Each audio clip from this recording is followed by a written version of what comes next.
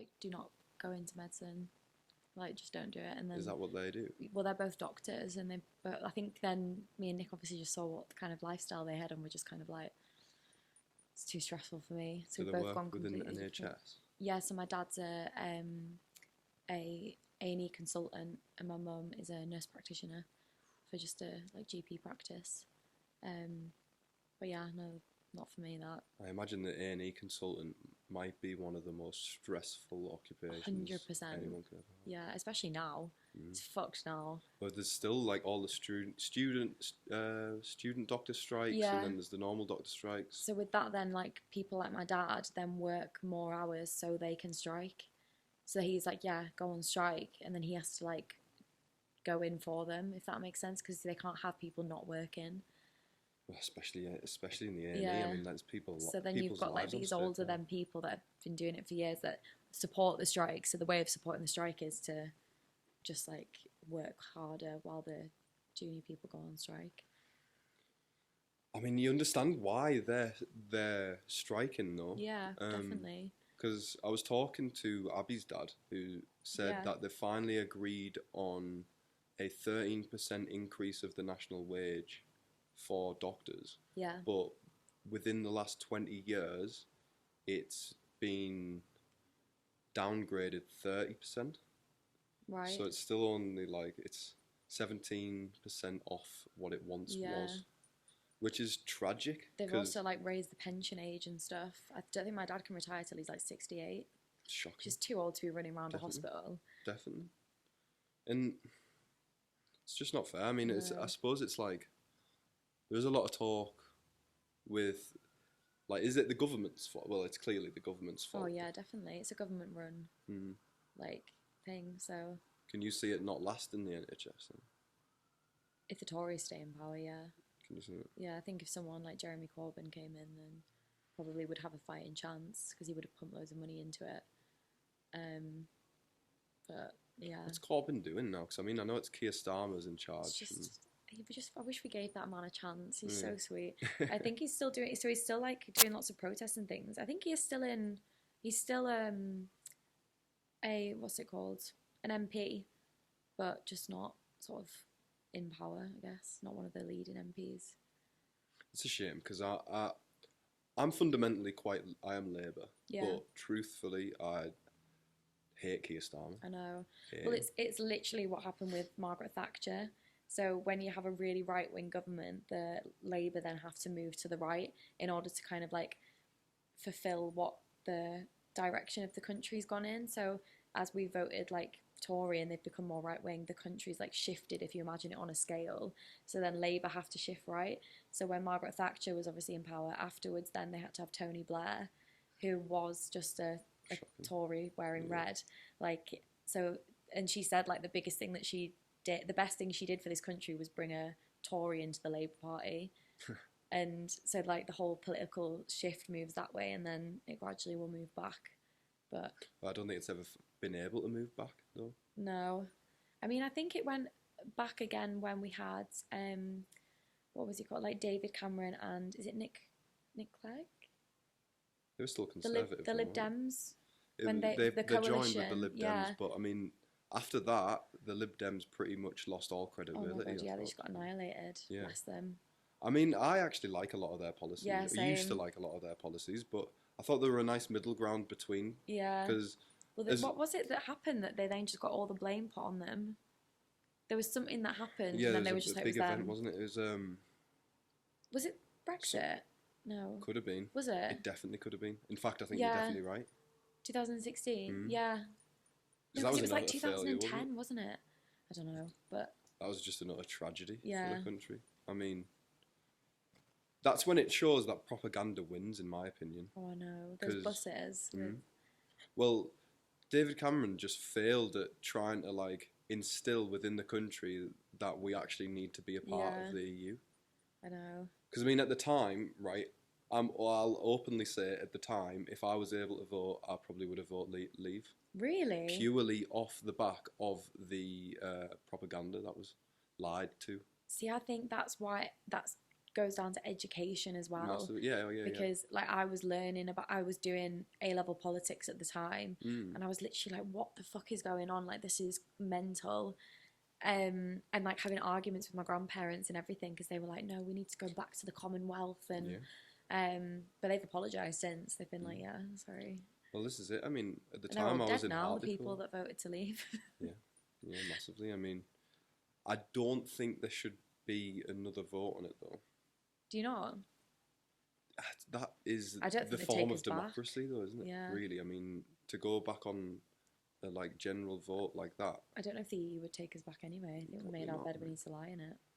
Probably not. Be good to have a situation like they have in Scandinavia, though, where you get like they like still pay in to it.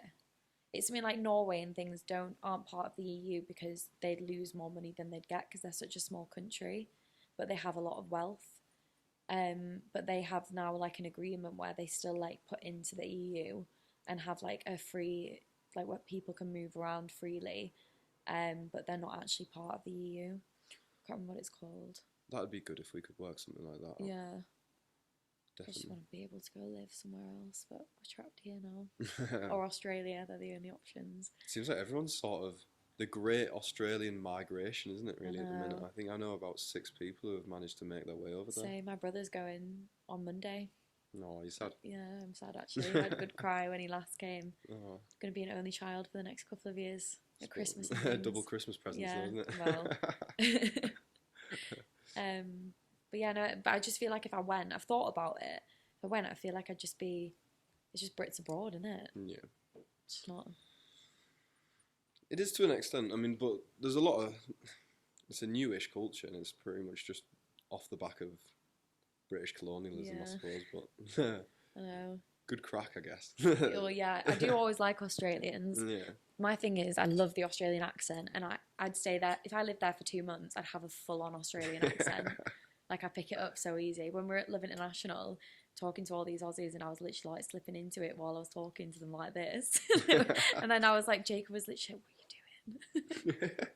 Sometimes it's nice. I think it's called like convergent speech patterns. Yeah. So it's like if you sort of like the way that people talk and you want to sort of try and instill yourself quickly within a group, you start to pick up their lingo and dialogue. Yeah, it's called convergent. I do that all the time. It means you have a respect for them, though, which is a good thing. Oh, that's good. Yeah, well, if I ever do it, I'm like, I'm not taking the piss. I mean, Is it, yeah, pretty much learned that about in English. I do that quite often, like when we go to like places in Europe and things. If I'm speaking to someone that's like German, I start like picking it up while I'm speaking to them, and I'm like, I'm so sorry, like I'm not meaning to.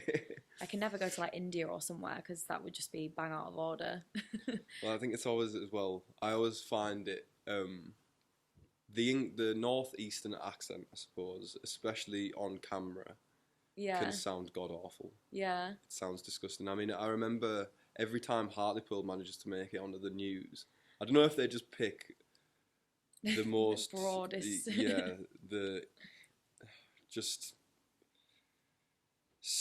Just a shockingly spoken person to be on the news, but it's just makes you a bit like, oh, yeah, I'm from there. Yeah. I suppose you should always be proud of where you're from, but well, I like a northern accent, rather that than a southern one.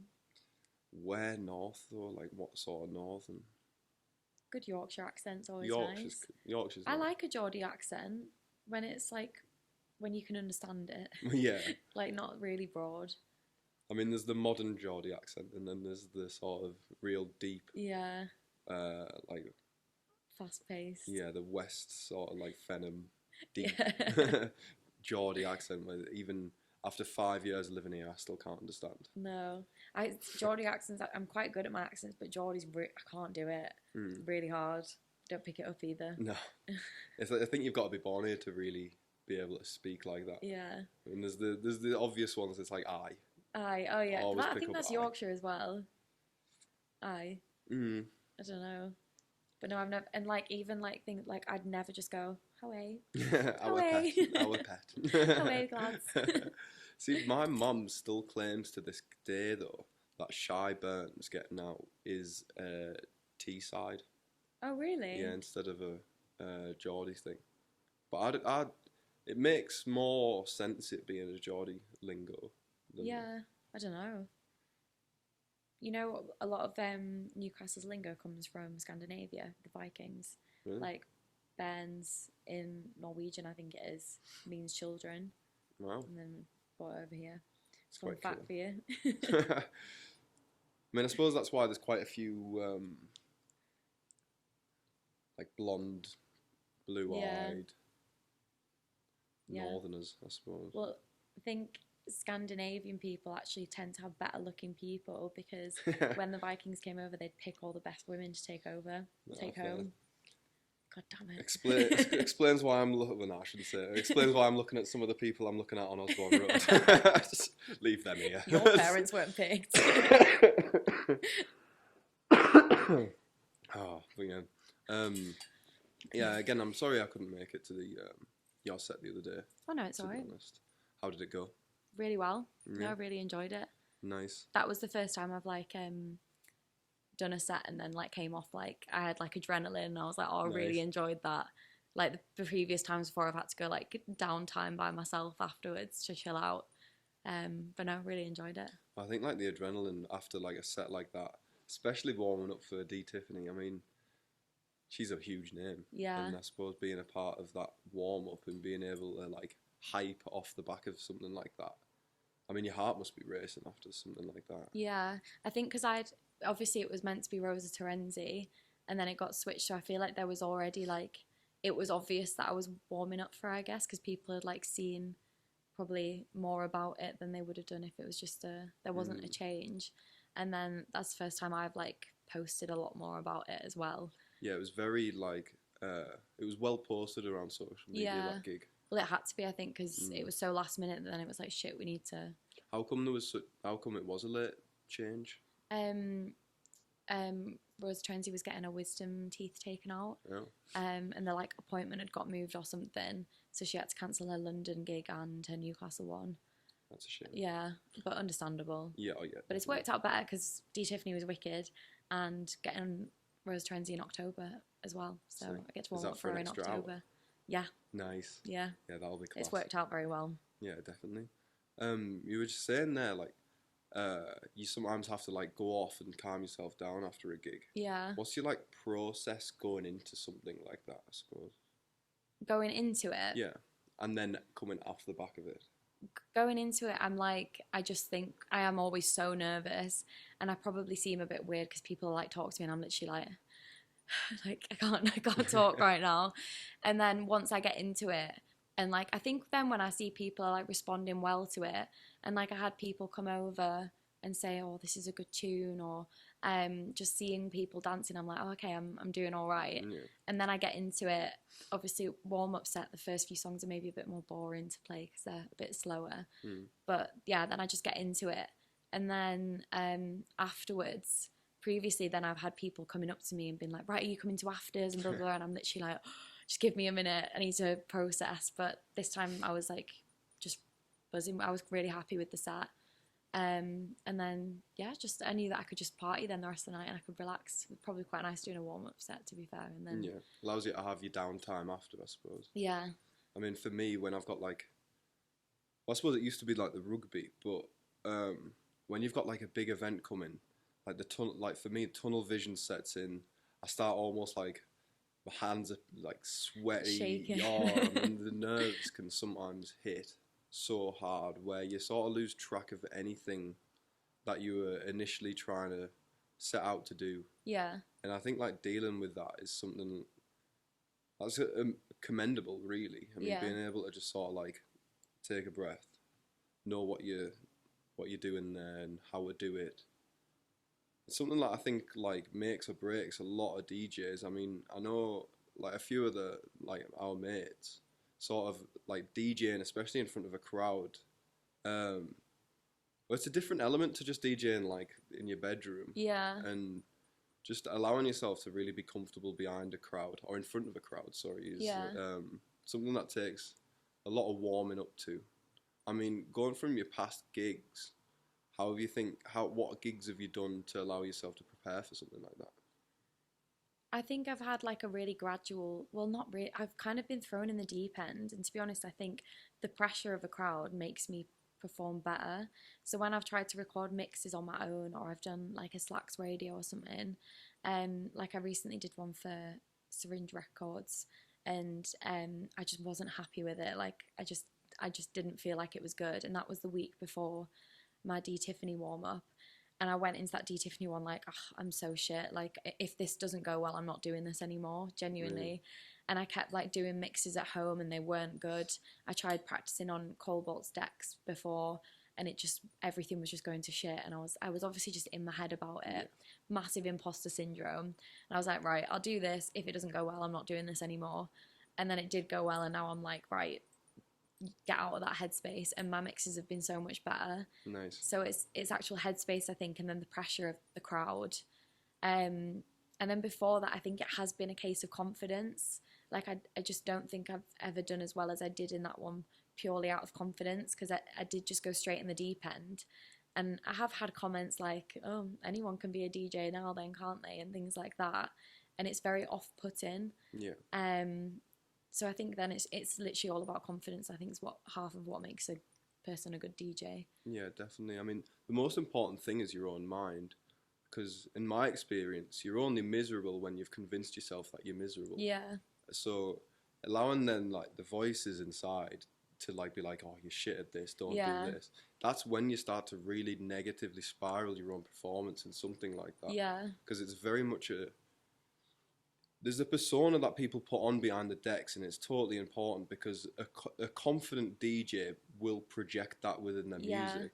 And the journey that a DJ can take within the curation of a set really allows themselves to communicate their own personality within it. Yeah. And it's an important thing for a lot of DJs to do. And I think you said there, like, some people now have this idea that anyone can be a DJ. Yeah.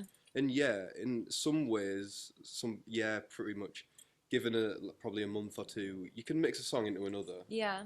Yeah, I mean, the technology now is you've got beat match and shit like that make it so much easier. But it's that curation of a set and the emotional journey that you can take the crowd on.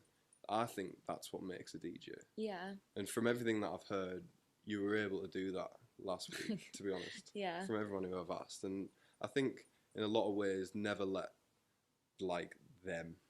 There's always the haters. Yeah, I mean, no. just never let that voice win in any way. Yeah. To be honest. No, definitely. And with the saying about like I think reading a crowd as well is a really important aspect of it. Yeah. So like you've seen DJs then that, you know, have their heads down the whole time. The crowd just aren't responding to what they're playing, but they just keep playing it because this is what they play, this is their genre. I don't think that makes a DJ good. I feel like you have to be able to, the whole point of being a DJ is not having, you could have the coolest tunes in the world, but if you don't put them together and play them at the right time, I feel like that you're not really a DJ then, you're just kind of an aux chord, I guess. Yeah, definitely. I mean, we were even talking before about genres almost becoming quite an old-fashioned way to, I suppose, delegate a set. And where now it's turned into the emotional engagement of a song and how that turns into a journey again. And yeah, it's just become that's journey as a whole, I guess. So for yourself, I mean, how have you managed to find or really hone in on your sound? What's been the process that you've gone to find that? I've kind of struggled with that, I think, because I do like so much. I think then I've probably been more inspired from other people and thought, oh, I like that they do that, I'm going to take that from that, to then kind of build your own thing. I think that like the main one then that I've seen with that happening is I saw Bambuno play in London, and this was before I'd even started DJing, and that was one of the best sets I've seen. Nice. And it was just such a unique like energy that he brought, and I really liked that. So I've kind of like taken aspects of that I picked up, and then when I saw Rosa Terenzi in at Love International, I remember saying, I was like, that is the music that I want to play, like that really like bouncy, proggy, everyone was dancing. So like I've just taken aspects, I think, of different people's to then build a sound. But I wouldn't say I've created my own sound yet. Like I'm still working on it. Yeah, but that's part of the journey of being a Yeah. DJ, isn't it? So I mean, what would be your process of digging for tunes, I suppose? Bandcamp's my main one. I've been trying to do YouTube a bit more. I just don't find it as easy to. I know you find all the best ones there, but I just don't find it as accessible for me to use. Sometimes it becomes a bit of a sensory overload, doesn't Yeah, it? And there's a lot of like shit on YouTube, and like sifting through it. And once your algorithm's gone, it's fucked. Oh yeah, literally. I've actually come into that problem recently. Having like a little bit of an identity crisis within your tunes is just a rabbit hole of. You start questioning your own like taste in some ways when the algorithm's so off, and like sometimes digging for your own tunes becomes this like just this task in itself. And I know that's what it's about, and really digging for your tunes is what an aspect of DJing that sometimes is overlooked, especially with track ID culture now. Yeah, so what would you think about track ID culture? You know, within like Instagram videos or sort of like people recording sets just to like ask social media platforms what it is. I think it's okay. Yeah, which I love. And sometimes, as if you found a tune, they're not going to find it anyway. So just look up, But I think, I mean, the only tunes then that get overplayed, maybe you'd be a bit if you're the first one that played it. Yeah. But no, I don't have a problem with people asking me for my tunes, and I mean I use Instagram and things if I find a good tune. I'll use social media, look through the comments if I like something on an Instagram photo. Yeah. And I mean that's just part of digging. You just kind of everyday digging. Like I'll be at work listening to music and liking stuff while I'm working. It's just a constant in my head, constantly thinking, oh, this tune would be nice here. And sometimes it's like when you manage to do it passively that it becomes like you manage to get your most your broadest spectrum of tunes is when you sort of doing it when you say walking to work or at work. When you can manage to dig tunes in any little moment like that, that's I think when you get your biggest pull when it comes to them sort of tunes. I would never just sit down and be like, right, I'm going to spend an hour digging for music now. I just listen to it constantly and then like stuff, and then I'll spend an hour going through what I've liked and decide what I'm going to buy. I'd never just kind of sit and dig for music on my laptop consciously.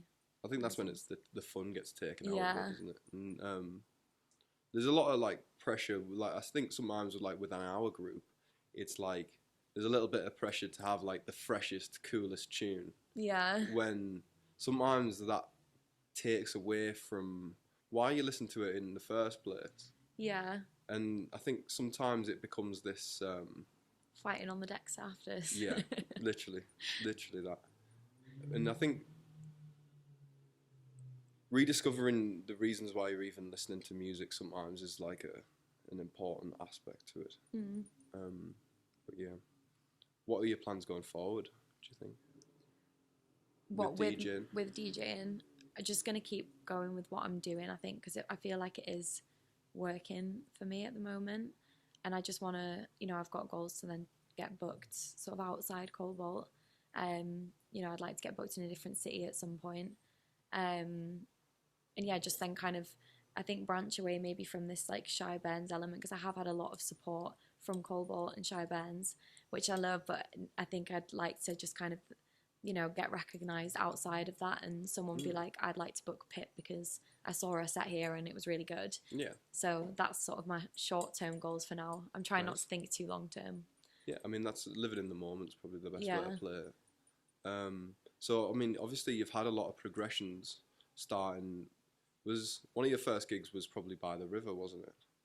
Yeah, that was my very first one. Nice. That was, I mean, I'd only been doing it for a month or something, so I'd only just figured out like how to mix and stuff, and obviously I was doing it back to back, so it was a lot easier.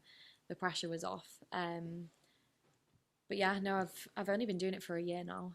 So, I mean, within that year, I mean, you've had a lot of progress. Yeah. And how do you think that you've managed to instill your own progression? Like, how have you managed to make that progression so quick? I mean, is it through social media marketing of yourself? Yeah. Or is it, I don't know. I mean, I've only just started to do the social media marketing side of it more, because I think I've only just over the past like 6 months, maybe even less, started to feel if I got booked, I'd be comfortable playing out. But before that, I was a bit like, please, I don't want to get booked. I'm scared. So I think, like putting my mixes out and things, I'm trying to be a bit more conscious about that, and building a brand on social media, I think, is important. And other than that, I guess just sort of been confident enough to be like, oh, I'd like to play here, or just kind of vocalizing a bit more that I am wanting to play. yeah. And then it's all about just being seen and heard, really, and I think everything else will just go from there. I think definitely nowadays building a personal brand, especially over the platforms like sort of like Instagram, it's pretty important to really broadening your exposure within the music scene. I mean, allowing yourself to really show off the skills that you have on the easiest platforms that we have is the easiest way to self-market, and that the ability to do that effectively, I think, is why a lot of people within the music industry do well. Yeah. But in the same breath, there's a lot of like people who are musically orientated that don't do that very well, and I think that's sometimes why they sometimes fall short with bookings, because in a lot of ways that self-marketing is just important to the tunes now, which is, it's quite sad, but it's sort of the modern age of, as I say, personal brands. Yeah. But yeah, I mean, what do you think of sort of the presence of a woman behind the decks? I think it's so important. Yeah. I feel like it's becoming more important. I think we spoke about this last time with sort of check boxes, is having people that represent you being the artist. I think is so important for them to bring a crowd. When you've got a lineup of 4 straight white men, you're most likely going to attract a crowd of straight white men. And like you see it was sort of like black artists, they then have this sort of black music that attracts that crowd. So I think having kind of a diverse lineup of, you know, different races, backgrounds, men, women, is going to only diversify your crowd, which is what makes a good party, I think. Massively. I mean, having a good crowd behind you is definitely what makes a good party. Hugely. I mean, sometimes there's a bit of a debate within that community around, should it be about the, I suppose, the commitment to music instead of it becoming a tick box. Yeah. And I was just wondering what you thought of that, I guess. I guess that's like with anything in today's society, is then if you were to just say, oh, we're just going to base it on who's good, you're most likely going to end up with straight white men behind the decks because they just have the advantage.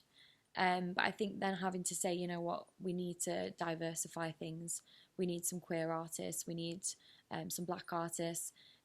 It's just making people a bit more conscious and aware of not being biased, and kind of, you know, opening it up to different people, I think is something that every club and promoter should do.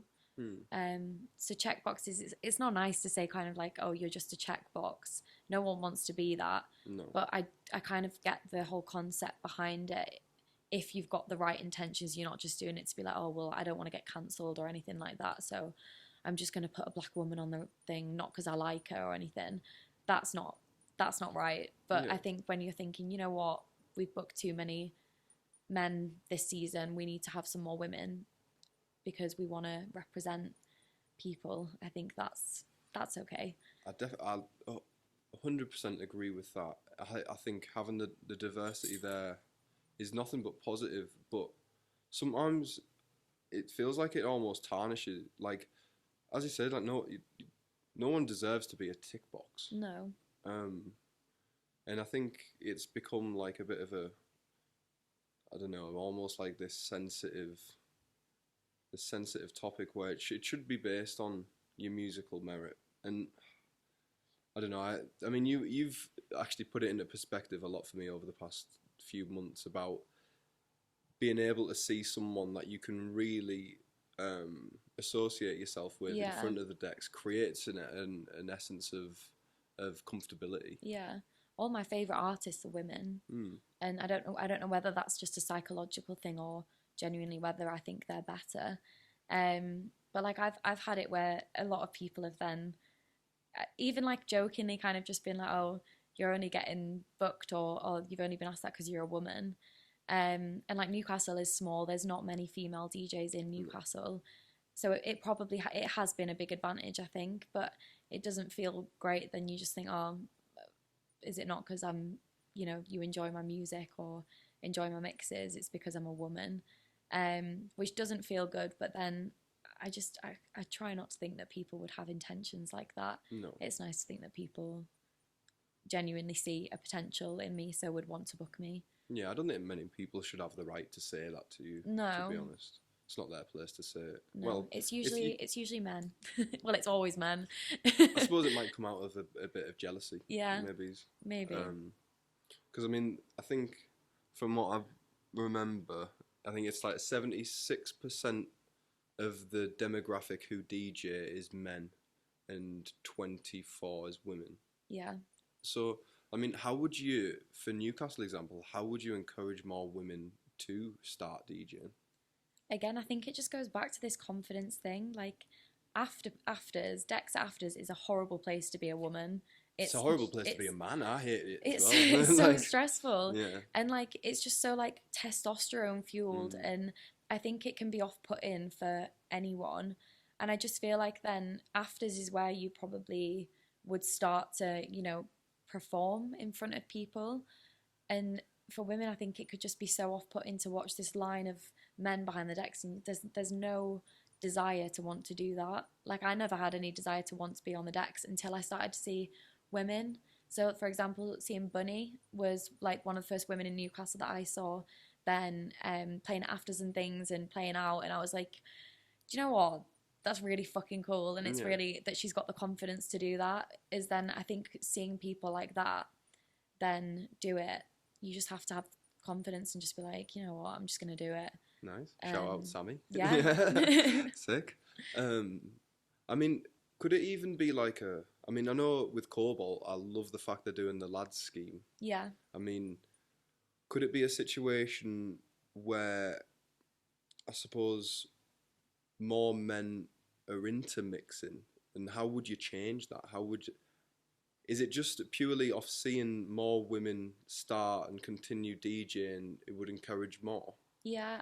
See, like, I've had people then come up to me over the past few months and be like, oh, I've started to learn now, which I love. Yeah. And I guess I think with maybe more boys doing it is because genuinely boys tend to have hobbies like that they do together. Like, I don't know whether it's just me and my friendship group, but we don't really have sort of shared hobbies that we'll then all go to the skate park and do skateboarding like boys do, surfing, and I think DJ is kind of one of them. Yeah. Like, I don't know whether this is the right thing, but I just feel like boys are more kind of activity orientated and girls are more company orientated. Like, I'd happily just sit with my friends, chilling, not really doing anything. But I feel like, I mean, you'd probably be able to speak better than me. If you were to have your friends all around, you'd all have a mix, or you'd all go surfing, or you'd have to do something. Yeah, definitely. And I don't know whether that's why more boys then tend to get into it. Very interesting. I mean, can you see almost like a bit of a change within the scene then? Can you, I mean, with saying that there's more women getting involved in it, can you see over the next 10 years there being a real push for more women to start it up? I hope so. Well, like, for example, I think places like Coldboard that are very, it's run by a woman and they're very conscious. I think most of their bookings have been women or, like, non-identifying people. And I think genuinely they just bring an energy and like a crowd that is more attractive. Like I'd much rather be in a crowd with more women than men, just because I feel like they just have better dance etiquette sometimes, and I just feel more comfortable. So yeah, I think for people that love music, I can definitely see it moving more towards that. Like Colbert has booked more. I've only warmed up for women, so that's good. I like the fact of that though. Yeah, like not consciously, but yeah, I mean, I like it. Even if it was, I think that like, and I hope this doesn't come off wrong, but it's nice. It's like a sexy, it's a cool, it's like as you say, like an attractive vibe. Women supporting women, we love it. Definitely. It's not something you should be proud of, I suppose, especially for the scene developing as it is. Yeah. And I mean, the music scene's always been quite a forward thinking, I suppose, a very diverse, open mindset of people that are a part of it, and it should only keep going, I suppose. Yeah. I mean, I've talked to Kate about it a few times, and she still feels like, as a club owner, that it's very male dominated. Yeah. And I mean, on I suppose the ground floor, being a DJ, do you still see that? I mean, is it like It definitely, I think it's hard for me to comment on that because being in Newcastle, I think, is such a different bubble to maybe places like London. So like when I did play in London very briefly because it was the night was a bit of chaotic, and I did instantly feel like this male energy that I've not felt in London before, of kind of like just get off the decks kind of thing. And I've never experienced that before because I feel in Newcastle, a lot of the people that have supported me are like boys in our group and things, that then I've kind of got this perception of, oh, like they're, they send me tunes, they're, they big me up, they're just very supportive. But I think being somewhere maybe in a bigger city that doesn't have that community, and, we're so embedded into the music community and Cobalt and that sort of core community, that if I wasn't in something like that, I could imagine it being very off-putting as a woman and just kind of like, what, I give up, you just do it. Interesting, very interesting. I mean, it never should be like that, and I think sometimes speaking as one, it's not sometimes intended to come off. No, I think that's just the nature of it. Like being a woman is, there are just certain things I think that you pick up on that you probably wouldn't as a man. Yeah. And being in the music industry definitely emphasizes it, of just like male dominance sometimes. But I think again, you just have to be confident enough to be like, oh, fuck off, I'm not dealing with that. Yeah. But no, I've definitely been lucky with my experience because I've had like Jacob, cousin Dan, Garbo, Ben, they all send me tunes. Jude, they all support me, message me, share my stuff. Like I've been quite lucky, I think, with the male support that I've got. So do you sort of sometimes see it as a bit of a positive being a woman in the scene? I think it has its perks. Yeah. I mean, going back to the checkbox, I think probably sometimes maybe I have been more noticed because I don't think there's that many sort of people that play my sound that are women. There's a lot of like jungle and things, there's a lot of women in that, which is cool, but I'm just not really as immersed in that scene. But like obviously you've got like Becky Woodcock and Sammy when she was here. I just think it's a very small group of people that then it probably has given me that leverage because there's so many boys doing it. And yeah, like at afters, I'm usually probably the only one that's a woman that would be able to go, or does go on the deck, not would be able to. So yeah, I think it probably has given me an advantage in that sense. I can't deny that. That's quite cool. Something that I haven't thought of before, because the jungle crew that was around probably 2 years ago in Newcastle was very female oriented. Yeah, no, there's so many There's like you've got Melba, like Steph. They were all really cool women. It was really awesome. Female orientated, and I feel like the crowd as well were very women, queer, like just very open people. But I'm just not that as much into pure jungle all the time. Which... No, I can't listen to much of it at all. But I wonder why that is. But why that's different? Do you think? Well, a lot of them were based around London and stuff. Yeah, I think, maybe or it's just Manchester. kind of how they've um sort of been brought up in the scene, I guess, and what they like. But yeah, no, I feel like that scene I don't know whether it's because I'm not involved in it as much. That seems more diverse. Definitely. I think it's a little bit more of it's an even deeper subculture, isn't it? I think because as much as the scene that you say you're a part of is underground, it's not exactly like a counterculture. Like there's the jungle and the drum and bass can be quite seen as anti-establishment in some ways. Yeah, You know, it's quite that's true. aggressive. Yeah, It's like a bit of it's like a two fingers to some forms of like control, I suppose. yeah, Especially when it comes to your standard like 4x4 drum patterns. It's a bit yeah, off, isn't it? And it's a little bit, I think, patternly. It is a bit of a switch up. It's a bit of I'm not gonna conform to this. I'm gonna maybe throw up another, I don't know, like a switch up or like the break in the beats. So that might sort breaking of promote a little the bit. Yeah, breaking the but bougie way to say break beat. breaking the beats. So that might, in some ways, promote a little bit of an openness in the people that listen to it, I suppose. Yeah, and maybe. a part of it. I do like it in doses, but It's too much. it's too much for me. It's too much. I mean, if all you're going to night. be doing a 6-hour stint partying, I want to be in some form, you know, like doing Have a it. breather. Yeah, yeah, definitely. I used to like it when I was a little bit younger and had a bit more, you know, like energy to do Stamina. anything. Yeah, yeah. So I mean, maybe it might just be like a Newcastle based, I suppose, a developing thing.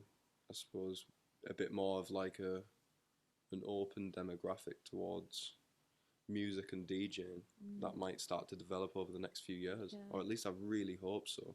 Well, I don't know if that genre's maybe just less stuck up. Techno can be quite snobby, Yeah. and now I'm thinking about it. A lot of them female artists that I know, even in places like London, Manchester, they play that sound, and I don't know whether then it's just a more open environment to be in, and it must be more accessible for women than Definitely. I guess techno, which can be very snobby, and yeah, Massively. who's I mean, got the best tunes? especially up here, it's a little bit become as you say, like a snobby, like this is the underground scene up here, and it's like it's almost like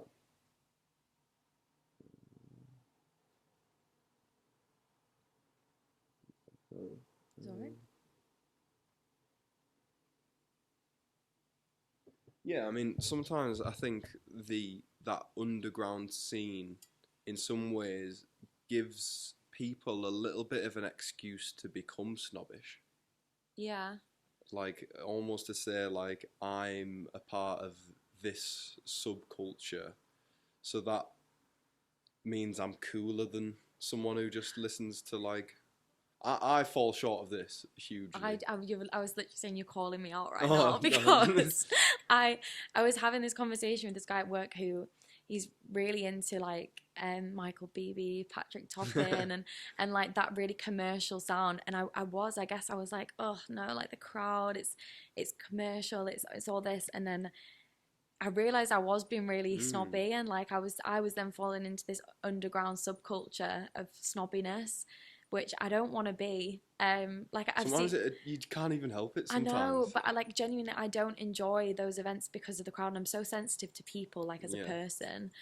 The phones out, the sunglasses, I just Under Armour Illuminous. Yeah, I just can't. Yeah. But I was watching a Horse Girl interview actually the other week, and She's she was mental. Yeah, well, she was saying how she used to actually be. Her crowd used to be very young and queer, and it was a very cool crowd. And then when My Rules blew up, she was then this kind of TikTok DJ that now is very commercial. And she was like, but you know what? everywhere I've played, no matter what the crowd is like, they've been very accepting. They've wanted to have fun, even though they're on their phones, they're dancing. And she's very open about it. And I was like, maybe I should be more open-minded. But I was arguing if that happened to me, I'd probably change my alias, because I always want to have a cool, nice crowd that just want to dance and listen to music rather than take a Instagram story. Well, sometimes a lot of people see it as selling out, don't they? Yeah. Because obviously there's more money there. Yeah. Makes so much money. Oh, I mean, I think a lot of DJs like to think that like they're in it for the love of the music, but you know, they rightfully should be paid for it. Yeah. And to say that someone's going to get a little bit more money to play to a less cool crowd, I don't see anything wrong with it. You know, there's a lot, like even Michael Bibby. I mean, I remember seeing him at Digi when he'd first released a Hanging Tree. Oh, yeah, I was that crowd. To be fair, I used to be as well. And it was great. It was solid grooves. Yeah, I mean, solid. I mean, they do their Thursday parties at DC10, and they're again pretty just good. They're decent nights, and maybe it shouldn't necessarily be about this underground scene. Look, it's got its perks. I mean, being able to find that deeper sound. Yeah. I don't even know if it's all about the sound, because I could quite happily, I think, listen to tech house. Maybe tech house is good. Yeah, I mean, maybe but the commercial tech house. The commercial tech house, maybe like in bits. Like sometimes some DJs have put Patrick Topping on. Like I remember Jacob Shazammed one of I think it was Byron Yates, maybe, could be wrong, and it was Patrick Topping. So what the fuck? So I don't think it's necessarily about the music. I genuinely think I'm so sensitive to crowds. And like if I'm stood behind a massive muscly man with his top off, with his phone out, with his sunglasses on, staggering and gurning, and I just can't enjoy it. Like he's not listening to the music. I feel like a Karen. I'm like, focus. Dance. Yeah, I mean, I think now though, especially like that synthesized sound has really made its way towards the mainstream. I mean, there was Botta. I mean, that was number one for weeks, I think. And I think, like, Jim Morrison called it back in, like, the 60s that he sees, like, pop culture turning towards, like, synthesized dance music. Yeah. So I think as more and more people within the mainstream look to this genre as their day-to-day music habit, I think you'll find, like, either the underground will move on to something else. Like, I mean, I was talking to Sam about this. There's a new genre in Manchester called noise. Okay, what does that consist of? It was Sam. he says it's like this almost experimental, almost hardcore ambient, where it doesn't follow any structure. Right. And it's just noises that they make out of, like, apparently they had a drum kit made of different things, and they just play crazy like that sounds. guy on Northumberland Street. Yeah, pretty much. Yeah, pioneer of some noise. And I think it might just turn into like I suppose the underground always, in some way, looks for this exclusivity factor. Yeah. And I suppose it is what it is. I mean, I think we need that sometimes, though.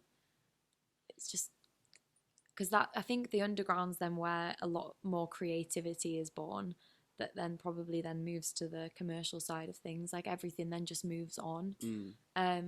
Like Interplanetary Criminal was very underground until that song, and now I think he's probably more, I don't know if you could say he's commercial, but he's getting there. He definitely is pretty much, well, he is anyway, to be honest. Yeah. I'd say now. Sometimes I find like a little bit of like a what would be the word? Like it's counterintuitive almost. The underground scene sometimes in some ways claims to be this like, oh, we're like really open, like we're forward thinking, you know. Everyone of one direction it's all welcoming and all love, but then in another, it's like you're not allowed Yeah. sometimes. What do you mean? So, in terms of like the LGBTQ crowd, it's an open, it's a loving relationship, but then the chavas aren't allowed in. That's to create a safe space, though, because then otherwise, like, I think crowd control is quite important. I think we discussed this last time with, like, Colbert have really struggled with it. I think Shy Burns is struggling with it a little bit. Is then you want people that want to dance, want to have fun, respect each other, and I think then maybe it is a bit stereotype, but typically then certain groups of people probably wouldn't normally conform to that kind of acceptance. And it is very sort of judgmental, but I think you just have to draw lines somewhere. Like they do it all over Berlin. It's all very queer. Yeah.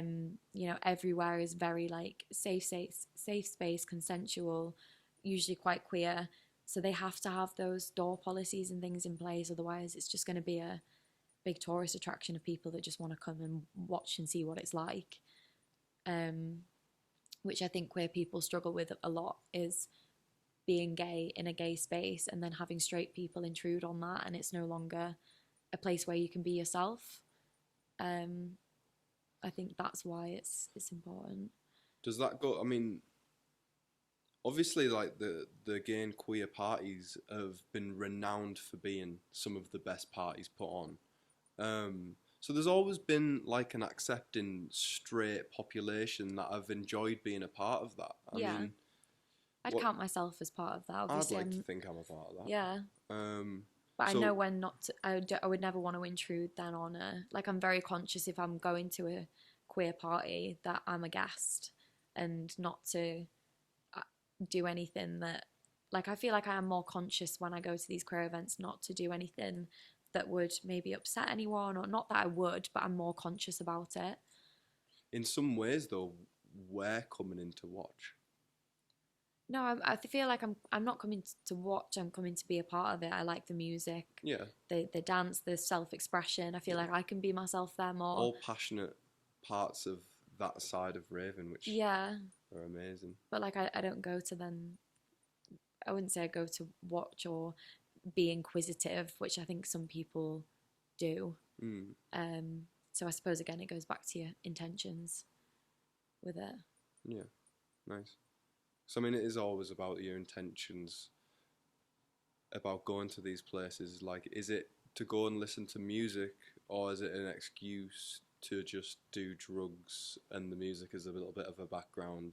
Well then, like it should definitely be to listen to the music. I mean, even I've sort of like in some ways been like, oh, it's a nice excuse to do something, a little bit of something naughty, I guess. But like, I think like dance music's always sort of walked that line. Yeah. Because I mean, it's so attractive, that side of things, especially like changing a state of mind, and dance music really allows you to change your state of mind. I think the repetitiveness of dance music is psychedelic, sometimes without anything. Like when you've got a drum loop that in itself takes you on a bit of a journey without even changing. Like, first one off the top of my head, like the bells. Yeah. Like that, if with just a repeat there. See, I find stuff like that sometimes really stressful. It's what is like the effect music has on people is crazy. Like sometimes that like heavy repetitive, sometimes I'm then stood there like stressing and I can feel my heart going and I'm like, God, this is literally just from this music. Yeah. And then obviously then they play something calm and I'm like, that's good. Yeah, it's nice to have, like, again, just back to that journey. It's like you can have this real up and moment, and then you need to like find yourself, find your calm. Yeah. Allow your heart rate to go back to a normal state. But yeah, I mean, we've talked. So before Christmas was quite big, there was a huge. It's pretty big, and you mentioned this to me actually, and I did some research after. Do you know the whore boycott? Oh yeah. And we talked briefly around the modern days cancel culture about this. Yeah. And I was just wondering what you thought about the whore boycott? I'm quite into my boycotting at the moment. We're not doing McDonald's, we're not doing Starbucks. Really? I think if Whore asked me to play, obviously would be honoured, but genuinely I think I'd say no. Really? Which as a small artist, like, that is a big thing. It's huge to say that. Well, I think I'd probably research it more, but they stopped people wearing Free Palestine tops on their platform, which is just, you just can't do that. It's definitely freedom of speech. Yeah. 100%. They should be allowed and it's not to. what I believe. I don't agree with it at all, so. After doing some research, though, I found out the two founders are Israeli. Oh, really? Well, yeah, then I'd say, well, if they're inputting, if they have that opinion that Palestine shouldn't exist and they support what's happening right now, and we're stopping people from wearing and expressing support for Palestine, I don't want to be part of that. And I know a lot of artists then asked to get their mixes taken down and stuff. And Whore was massive. Like, I used to watch all of their... Probably one of the biggest recorded set platforms. I think so. Definitely. I mean, that the tiled white bathroom is iconic. Yeah. For a lot of DJs. It's a shame. It's a huge shame. I mean, so, I mean, it almost paints a little bit of a picture of the wider cancel culture, though. Because, I mean, in one way, it does really... It almost... It becomes like a little bit of a tailored free speech when you start cancelling culture, I always think. Like, if you start cancelling one side of an argument, then an agenda's being pushed. Yeah. I guess. But then I just think social media is so powerful now. If you have a few people with... And also then you've got, like, spreading misinformation and stuff like that. There's so many elements that, like, play into it. I don't think you should just cancel someone because they maybe once said something bad, unless it was something really, like, racist or I mean, hate speech. There's no place for hate speech within social media. Well, then I agree with... I just don't think people should be given a platform if they have those kind of opinions. Everyone should just be accepting of each other. Massively. Sound like such a hippie. But... No, but in an ideal world, everyone 100% should, like, love and we should all prosper in, like, our like united, I suppose, existence. But I think when it becomes this one-sided match, and you can never really... Sometimes the resistance that someone can get off the back doesn't fit the crime in a lot of ways. I mean, there was a big thing about J.K. Rowling. Yeah. And she commended people, like, non-conformists to, I suppose, like, the war, she was transphobic, war machine. Wasn't she? I thought she just didn't want there to be a mix of... I thought when she wrote the Harry Potter books, she wrote it like about one demographic when it should have been... When people are saying it should all be mixed. And she said she wouldn't change that. I don't really know enough about that whole situation, but from what I know is that she was transphobic and some of the queer community were pissed off, so... I mean, I didn't like Harry Potter that much anyway, so... I suppose. I mean, yeah, I just hope it doesn't turn into something... Like, it's pretty... I don't know. I like, struggle with cancel culture at the minute, I'm not going to lie. I think... I'm, like, quite a conspiracy theorist, and I think it's like a hidden agenda to silence one side of an argument, in some ways. What, like, in the side of typically what would be... The right. The right. I'm left, yeah. But I still think there needs to be another side of an argument. Or then things end up going too far, I suppose. If there's no one to ever stop, like, and say, right, maybe it's gone a little too far, then it'll just keep going. Yeah, I do think there should be a different side to an argument, but sometimes there are extremes which need stopping. And I think then social media has been able to be a voice for people that wouldn't normally have a voice. And then to just be like, oh, well, you're limiting my freedom of speech, being a right-wing white man. And it's like, oh, poor me, I can't speak about what I wanted to anymore. And it's just kind of like you're then not acknowledging the oppression and like limit of speech people have had for centuries as, you know, women, queer people, black people. Then when they call you out on your bullshit on social media and cancel you, to then be like, oh, well, oh, it's just freedom of speech, like let me have my argument. I just think it's a bit... Yeah, that's right, kind of that's how I see cancel culture. I think where you're like jumping down everyone's throat. I suppose it's holding people accountable. I couldn't agree with that more. Because there is a place for people to be accountable for their actions, and I fully agree with that side of things. But then, in some ways, it is becoming a bit of your own vigilanticism, I suppose. Yeah, I suppose people are more conscious about, like us, for example, on here. I'm thinking about what I'm saying just to make sure nothing can get snippet. Not that it would go viral or anything. Yeah, but you know, like something like taken out of context. Yeah. I'd never want that to happen. But then again, like, I mean, I've been talking to some people who are like scared to come on the podcast just because of... I get that. I get 100%. It's like you're on the internet forever. And it is a scary thing to be on the internet forever, but then it becomes like a situation where everyone's scared to even speak anymore, and that should never be a thing, I suppose. I wouldn't say I'm scared to speak, because I'm like, oh, my opinions are fine. But I suppose if you've maybe got opinions that are potentially harmful to others in some ways, or maybe aren't as accepting, I can see why you might struggle to a little bit more, I suppose. But then there's a huge, like, as you say, like, I'd say you definitely don't have any opinions that would ever hurt anyone's feelings, but everything seems to be taken out in some form, taken out of context. Yeah. Or anything can be taken out of context. It can be, yeah. That's quite a scary thing about social media, I guess. It is, isn't it?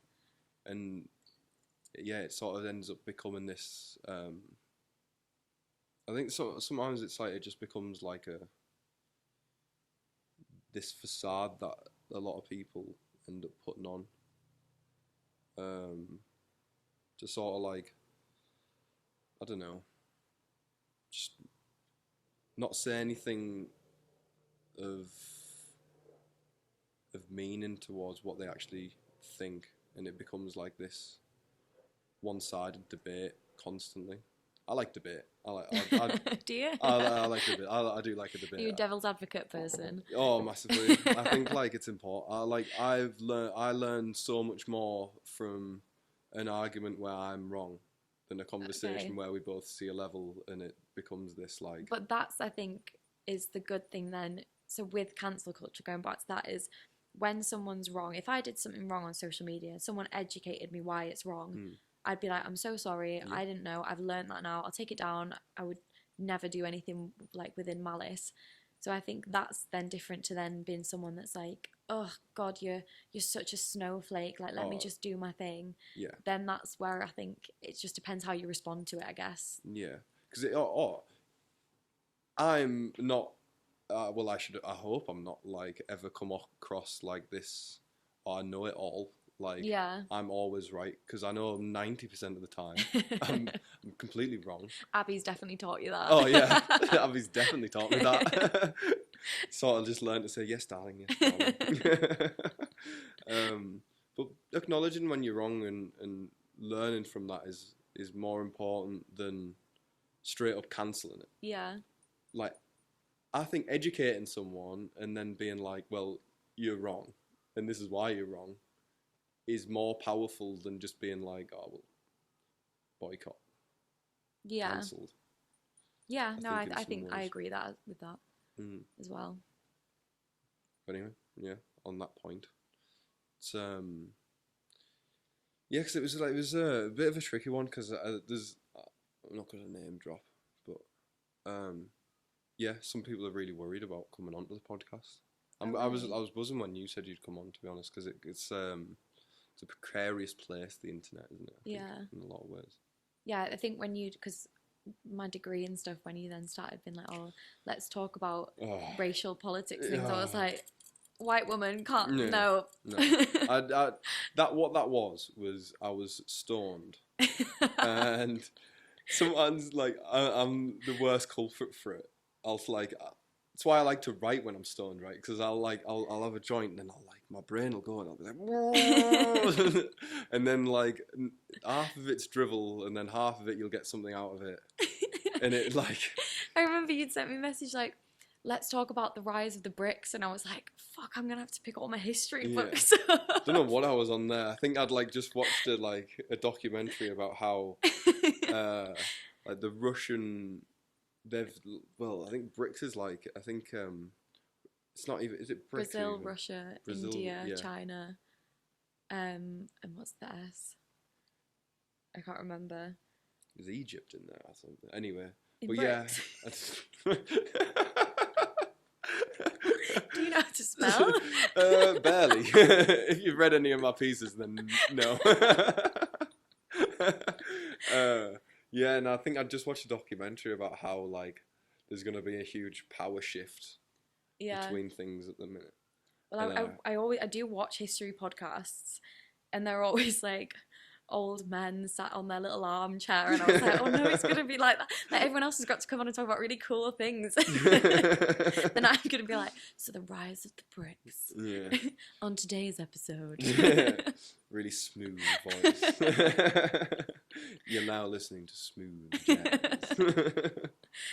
Yeah, no, I don't know. I always like I sort of for some reason just like I quite happily like assume like obviously we were always going to talk about your DJing going on at the minute, and that's for some reason like assumed you knew what I was thinking of the questions that I was going to ask, and I don't know. I think like preparing for podcasts has been something that I've really started to learn over the past few months. Because I mean, I threw myself in the deep end with it. I mean, I always liked doing stuff like this. So when I was a kid, I was a Twitcher. Right. So I used to like record myself playing like Outlast and stuff. For some reason, I've always liked doing it. And then obviously got really into like podcasts as I've gotten older. Now I've just sort of like, my character is I'll give it a go and then figure out if it's not for me later. Yeah. So as I've put myself into the deep end, I've started to really enjoy it, and it's good. But the prepping side of things, I need to get better at. I mean, just being able to like, just being able to like that comfortability beyond the mic is like a new development. Because it takes a little bit of time. I mean, I suppose it's important. You are good at it, but like I've never done anything like this to make you the person that's on feel comfortable enough to then just talk. Like it feels like we're just having a conversation. Yeah. I actually didn't know we were starting when we first started. So I'd learned from last time. That. Yeah. So we first started, and then you started asking me about my DJ, and I nearly went like, oh, we started. And I was like, don't ruin the podcast. Yeah. Well, that was it. Obviously I've done 3 now, and every time.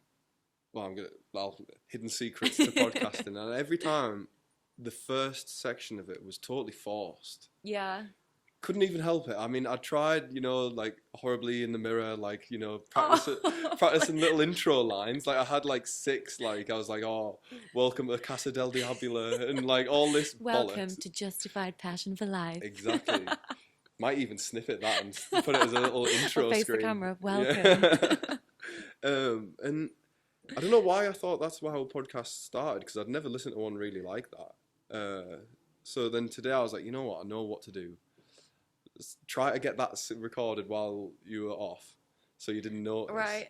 It was a bit late to it, and then recording everything creepy. Actually, yeah, that is a little joking. Creepy. That is a little creepy.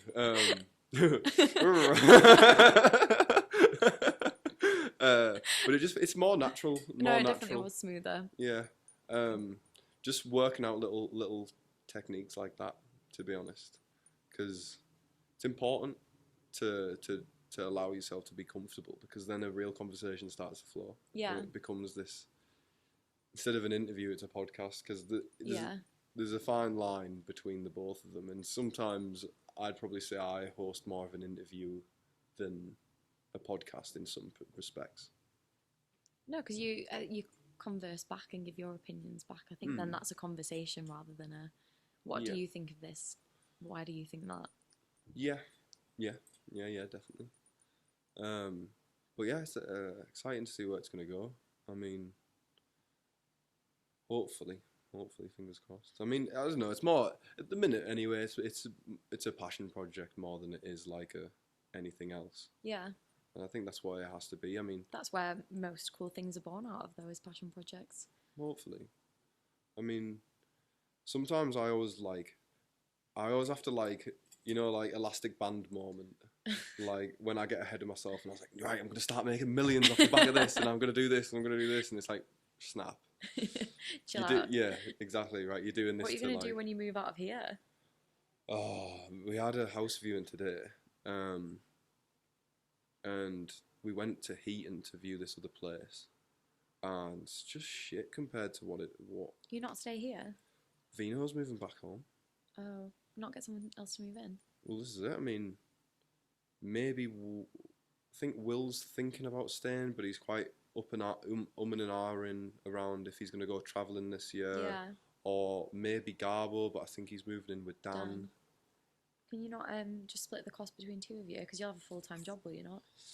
Well, I have like seasonal work, so obviously I'll build like teepees and stretch tents. So the brunt of our work's through the summer. Yeah. It's like summer, like June, July, August. You pull like 75-hour weeks, which is great income. But then winter, probably September to October, it's like here and there, and then October to pretty much now, no work on. Would you not just get a different job, like a full-time job then? Could do. I mean, I was looking into it. Gonna have to see, because I mean, it's still like, I didn't realise it's this, how big of a jump it is going from uni to normal life. It's awful. I don't know why you've mentioned it to me before, and for some reason I was like, nah.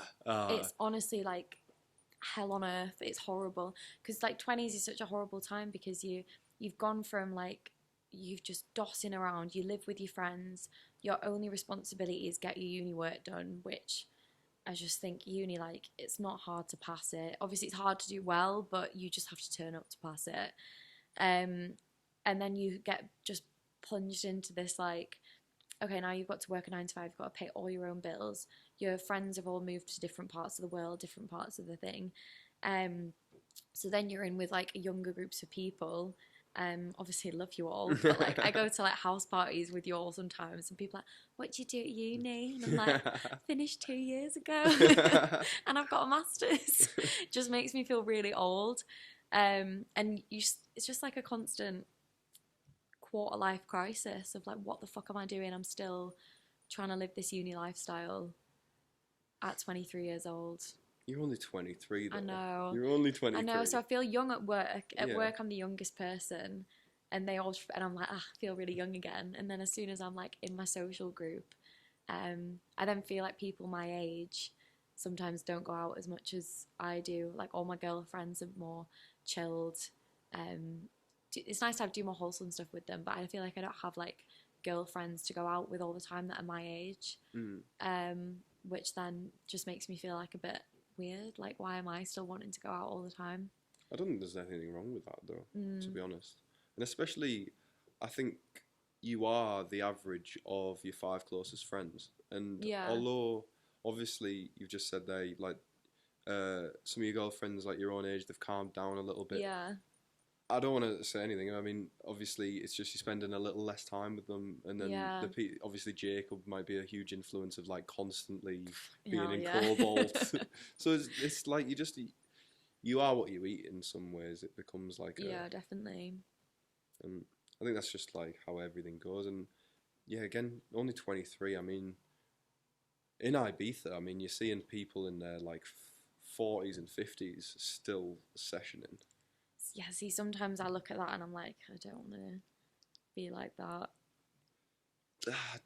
I don't, and I do. I mean, yeah, I know that's it's like because then sometimes I'm just kind of like, what do you do on a day to day? Like, how have you broken out basically of the way that society thinks you should be? So I really respect it in that point, but it's very scary to think, breaking the mold of what you should be doing. I think is quite a scary thing. Yeah. So watching other people do it, it's very like I'm curious about it. Don't know if I'd want it for myself, but then I kind of do. Kind of do. I mean, especially at that age, hopefully you'd have more money to do like even crazier shit. Yeah, have, but like how, this is what I mean. Like, do they have an office job? What do they do on a day to day to then be part? Do they have kids? Are they married? Yeah. Well, it's like still some of the old sessioners in Berlin. Like, I mean, you told me a story about, is it the piss goblin? Oh, I heard this from someone else, so I don't know how true it is. This could just be a tale that's been passed down, but I don't know how old they are. This piss Do they have goblin. kids? This is very true. Well, I went to Panorama Bar. And there was a queue of people, and I've heard apparently this club is a shit club where men go to shit on each other. And I was looking at people in the queue, and I was thinking, if that is that club, like I would never walk past you on the street and be like, oh my god, he loves being shit on. And they just look like normal. Well, I guess, I mean, it's not normal, but if that's what you're into, whatever. But I was just looking at people and I was like, I'd just never walk past you and I'd never put you down for that. But you do you, King. Yeah, I mean, that's the thing with sessioning. You sort of, the club space becomes like this little pocket away from society for just a few hours, especially in Berlin. Yeah. Where you do whatever you really want to do. You get up to some mischief, and then it's not really talked about. No. It's like, oh well, that happened then, and then no, it never happened. But I always think that with Amsterdam, and like we stayed very much out the centre when we went. I'm not into the centre of Amsterdam. I really don't like it actually. But when we did go, we walked down the red light district, obviously, and there was like men like with their friends, like white shirts, just lingering around. And I was thinking, you're gonna go home to your lovely wife and act like nothing's happened. And it's mental how people can just separate themselves like that from reality, I guess. Happens. I mean, happens a lot. I think sometimes it's needed, isn't it? In some ways, it becomes like partying more than adultery. I mean, let's make that clear.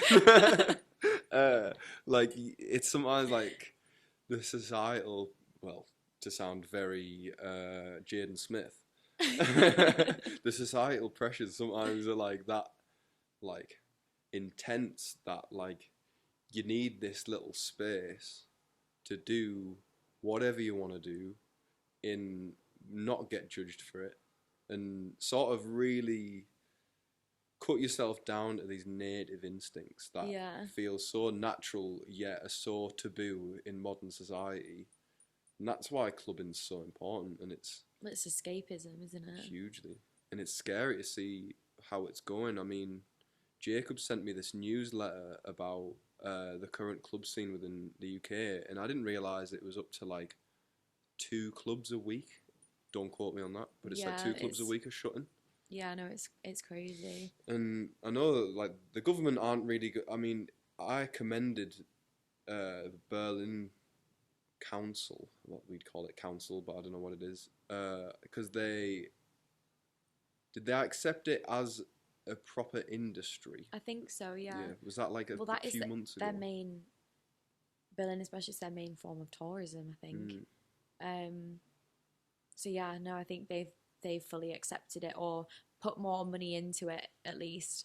But I just don't think our government give a fuck about that. They don't appreciate the importance of arts and culture, which is probably why the UK doesn't have as diverse and exciting culture, I think, as some of the countries that kind of appreciate it more. I mean, it does in some ways. I mean, the UK culture is still really cool. No, Yeah, I don't think the UK government are ever going to help. No. Or even recognise young artists. I mean, we were talking before on this about artists selling out for more money.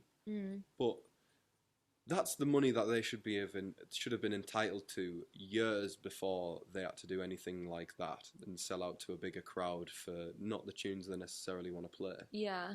It should be like a recognised thing where artists have the power over especially the streaming services and get more money for, you know, the music that they are producing or the art they want to craft. Yeah. And it's a shame that our government will never see it for what it is. Well, who knows in the future? Who knows? But I can't see it anytime soon. I just never think it's ever on top of anyone's agenda, really. But I suppose that's what makes grassroots and creativity cool. If the government were then gonna, like grassroots movements and things in art and culture is political and going against the status quo.